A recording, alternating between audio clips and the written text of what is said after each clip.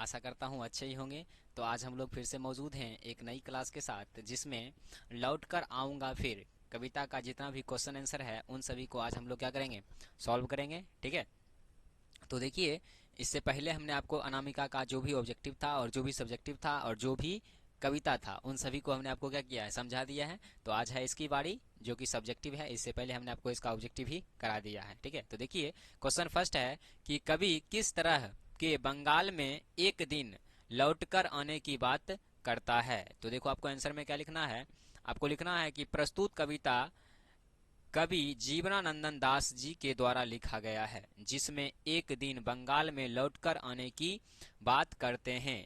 क्योंकि यहाँ पर क्योंकि एक साथ होना चाहिए, ठीक है, थोड़ा गलती से लिखा गया है। क्योंकि बंगाल अपने नैसर्गिक सम्मोहन के साथ कवि को अत्यंत ही प्रिय लगता है। क्यों? क्योंकि वध धाम की बहती नदी के किनारे कवि एक दिन होने की बात करते हैं। यानी कवि जब वहां पर पैदा लिए थे, ठीक है, और उसमें वह इस तरह से घुल गए हैं और उनको जो है वह बंगाल इस तरह से भाग गया है कि वह फिर से जो है ना उसी बंगाल में दूसरे जन्म में भी आने की बात करते हैं। और कबाविल, कौवा, हंस, ठीक है, सोचते हैं वो कुछ भी बन जाए, लेकिन आएंगे कहाँ पर, तो इसी बंगाल की खाड़ी में। ठीक है, या बंगाल में आने की बात करते हैं। इसका दूसरा क्वेश्चन देखिए। दूसरा क्वेश्चन है कि कवि अगले जीवन में क्या क्या बनने की संभावना व्यक्त करता है और क्यों। तो देखिए, आंसर कैसे लिखेंगे, लिखेंगे कि कवि अगले जीवन में अबाबील, कौवा, हंस, सारस इत्यादि बनने की बात करता है, क्योंकि कवि जीवनानंदन दास को बंगाल की धरती ने अपनी ओर मोहित कर लिया है, जिसके कारण कवि इस नश्वर जीवन के बाद भी किसी न किसी रूप में बंगाल की इसी धरती पर होने की संभावना व्यक्त करते हैं। यानी इनको जो है ना इतना मस्त लग गया है कि अगले जीवन में भी सोचते हैं भाई किसी ना किसी रूप में, भले वो कौवा बन के आए या हंस बन के आए या सारस बन के आए या अबाबील बनकर आए, ठीक है, वो किसी रूप में सोचते हैं कि हमें बस यहाँ पर क्या करना है, आना है और रहना है। ठीक है। इसका अगला क्वेश्चन देखेंगे कि देखिए क्या है, अगले जन्म में बंगाल में आने की क्या सिर्फ कवि की इच्छा है, स्पष्ट करना है। तो देखिए, लिखेंगे कि अगले जीवन में बंगाल में आने की सिर्फ कवि की इच्छा नहीं है, क्योंकि बंगाल अपने प्राकृतिक सौंदर्य से किसी को भी अपनी ओर मोहित कर लेता है, जिसके कारण सिर्फ कवि की ही नहीं बल्कि बंगाल में जन्म लेने वाला हर व्यक्ति, ठीक है, बंगाल में जन्म लेने वाला हर व्यक्ति किसी न किसी रूप में बंगाल की धरती पर पुनः आने की इच्छा प्रकट करता है। ऐसा कोई बात नहीं है कि सिर्फ कवि सोचते हैं कि हम ही यहाँ पर आए, लेकिन इसके अलावा बंगाल में जो जितना भी व्यक्ति जन्म लेता है ना भाई, वो सब सोचता है कि एक बार किसी न किसी रूप में फिर से हम लोग कहाँ आए, तो अपने बंगाल में आए। और बंगाल में आने के बाद जो है उन्हें जिस तरह से खुशी मिलती है वह खुशी वो गंवाना नहीं चाहते हैं। ठीक है। आइए देखते हैं इसका नेक्स्ट क्वेश्चन। क्वेश्चन है कि कवि किन के बीच अंधेरों में होने की बात करता है, आशय करें या स्पष्ट करें। देखिए आंसर कैसे लिखेंगे, लिखेंगे प्रस्तुत कविता में कवि जीवनानंदन दास के द्वारा लिखा गया है। प्रस्तुत कविता कवि जीवनानंदन दास जी के द्वारा लिखा गया है, जिसमें कवि पुनः एक बार बंगाल की धरती में आने की बात करते हैं। कवि कहते हैं कि तब नहीं होऊंगा मनुष्य शायद, ठीक है, मतलब बोलते हैं कि इस बार तो मनुष्य हैं, अगली बार जब आएंगे तो हो सकता है शायद हम मनुष्य नहीं रहेंगे। तब नहीं होऊंगा मनुष्य शायद, बनकर किसी किशोरी का हंस, हंस होना चाहिए, यहाँ पे अंश लिखा गया है, सॉरी, यहाँ पर हो होगा, ठीक है, क्या होना चाहिए, हो होना चाहिए। हंस घुंघरू लाल पैरों में तैरता रहूंगा बस दिन दिन भर, पानी की में गंध जहां भरी घास की होगी। आपको पता है हंस जो ना है पानी में तैरता है ना, तो वहीं पे वो ज्यादा तैरता है जहां पर हरी घास रहती है, ठीक है, और घास की गंध होती है। तो वही बोलते हैं कि अपने किसी किशोरी का जो है ना हंस बनकर आऊंगा और अपने पैर में लाल घुंघरू बांधकर और वहां तैरूंगा जहां पर क्या होगा, हरी घास बहता हुआ नजर आएगा। ठीक है।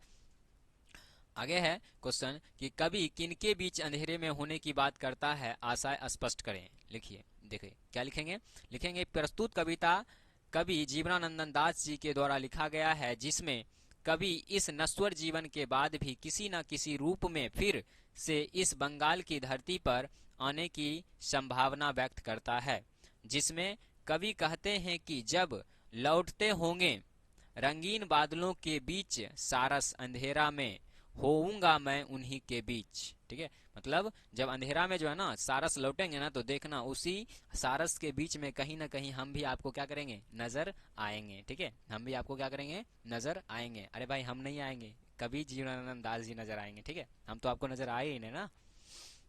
चलिए अगला क्वेश्चन देखते हैं। अगला क्वेश्चन है कि कवि में आए, सॉरी यहाँ पर कविता होना चाहिए। ठीक है, क्या होगा, कविता। क्वेश्चन लिखने में थोड़ा सा मिस्टेक हो गया है। ठीक है, कविता में आए बिंबों का सौंदर्य स्पष्ट करना है। तो देखिए कैसे लिखेंगे, लिखेंगे कविता में आए बिंब को कवि चित्रित करते हुए कहते हैं कि मैं अगले जन्म में भी इसी बंगाल की भूमि पर फिर से आने के लिए आने की बात करते हैं कि लौटते होंगे रंगीन बादलों के बीच सारस में भी उन्हीं के बीच होऊंगा देखना तुम शायद। यानी जब रंगीन बादलों के बीच कोई सारस लौट रहा होगा तो आप देखना वहां पे गौर से, उसी के बीच कहीं ना कहीं मैं भी होऊंगा। ठीक है, अगला क्वेश्चन है कि शीर्षक के सार्थकता स्पष्ट करें। यानी यहाँ पर क्वेश्चन होगा कि लौटकर आऊंगा फिर कविता के शीर्षक की क्या करिए, सार्थकता स्पष्ट करिए। तो देखिए इसका आंसर हम लोग कैसे लिखेंगे, तो हम लोग लिखेंगे कि प्रस्तुत कविता की, सॉरी प्रस्तुत कविता, यहाँ पर देखिए थोड़ा सा लिखने में मिस्टेक हो गया है। यहाँ पर कविता नहीं होना चाहिए, यहाँ पर होना चाहिए शीर्षक। ठीक है, यहाँ पर सीधा क्या आएगा, शीर्षक कहानी की वह कड़ी होती है, यही पंक्ति यहाँ पर आ जाएगा। ठीक है, कि शीर्षक कहानी नहीं बल्कि कविता की वह कड़ी होती है। यहाँ पर सिर्फ शीर्षक लिखाएगा और ये कविता सही है। ठीक है, ये कविता क्या है, सही है। तो शीर्षक कविता की वह कड़ी होती है जिसके इर्द गिर्द संपूर्ण कविता घूमती नजर आती है। प्रस्तुत कविता का शीर्षक लौटकर आऊंगा फिर सर्वथा उचित व सार्थक है, क्योंकि प्रस्तुत कविता क्योंकि शीर्षक ही संपूर्ण कविता का क्या होता है, केंद्र बिंदु होता है। प्रस्तुत कविता में कवि अपने मातृभूमि तथा परिवेश में उत्कृष्ट प्रेम को अभिव्यक्त करते हुए कहते हैं कि बंगाल अपने नैसर्गिक सम्मोहन के साथ साथ चुनिंदा चित्रों ने मेरे मन को हर लिया है और इस नश्वर जीवन के बाद भी इसी बंगाल में एक बार फिर आने की लालसा मातृभूमि के प्रति कवि के प्रेम की एक मोहक भंगिमा के रूप में सामने आती है। यानी कवि जो है बोलते हैं कि इस प्रकार से इसने मेरे मन को हर लिया है ना, कि अगली बार भी मैं जन्म लेकर इसी कहाँ पे, बंगाल की भूमि में आने का संभावना चाहता हूँ या मैं आना चाहता हूँ।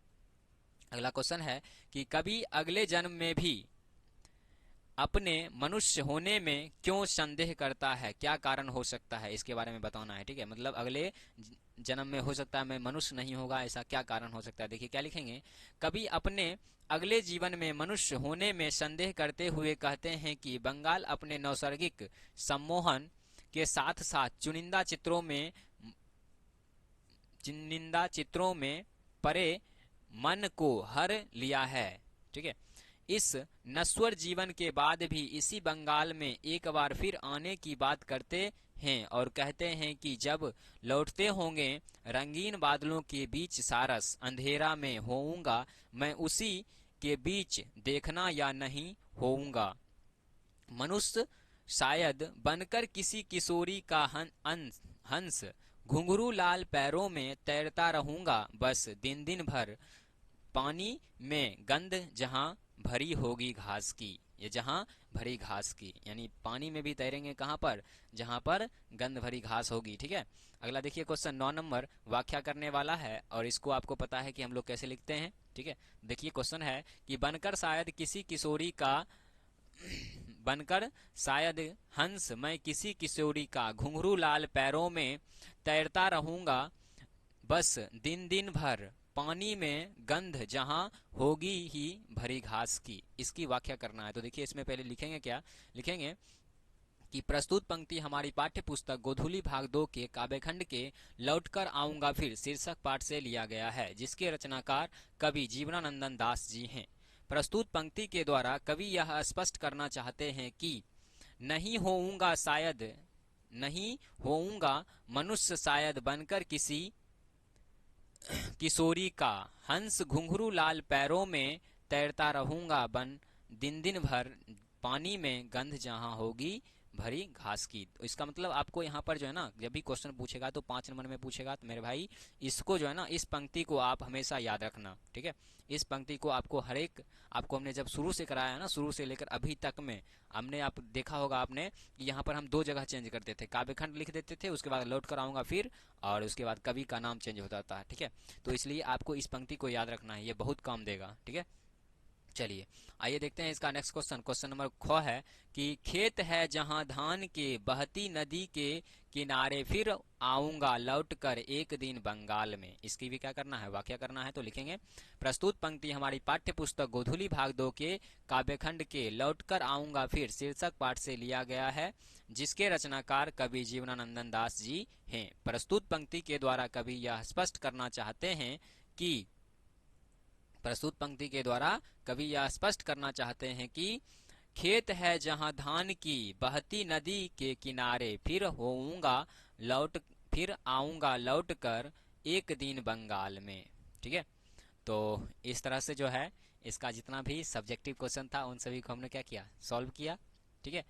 आपको कहीं भी कोई दिक्कत है क्वेश्चन में तो इसको एक बार फिर से देख लीजिए, आपका पूरा क्या हो जाएगा, क्लियर हो जाएगा, ठीक है। क्योंकि हमने कोई भी डाउट वाला चीज छोड़ा ही नहीं है, ठीक है। तो आज के लिए इतना ही रहने देते हैं, विशेष देखेंगे अगले क्लास में। तब तक के लिए जय हिंद।